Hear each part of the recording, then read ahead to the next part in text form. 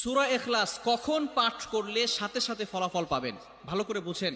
সূরা ইখলাস হচ্ছে পবিত্র কোরআনুল কারীমের ভিতরে ছোট সূরাদের ভিতরে অন্যতম একটি সূরা। তবে ফজিলতের দিক থেকে সূরা ইখলাস হচ্ছে গুরুত্বপূর্ণ ফজিলত, এবং এই সূরাটা এমন একটা সময় আল্লাহ পাক রব্বুল আলামিন নাজিল করে দিয়েছেন যখন আল্লাহ রাসূল সাল্লাল্লাহু আলাইহি ওয়াসাল্লাম দ্বীনের প্রচার করতে লাগলেন।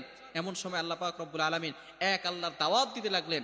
তখন কাফেররা আল্লাহ রাসূল সাল্লাল্লাহু আলাইহি সাল্লামকে কোশ্চেন করলো যে মুহাম্মদ, তুমি তো এক আল্লাহর দাওয়াত দাও, আমরা তো কোটি কোটি দেবতার পূজা করি, তারা আমাদের সমস্যার সমাধান করতে পারে না। তুমি যে আল্লাহর দাওয়াত দাও সেই আল্লাহ কয়জন এবং সেই আল্লাহর সন্তান আছে কিনা?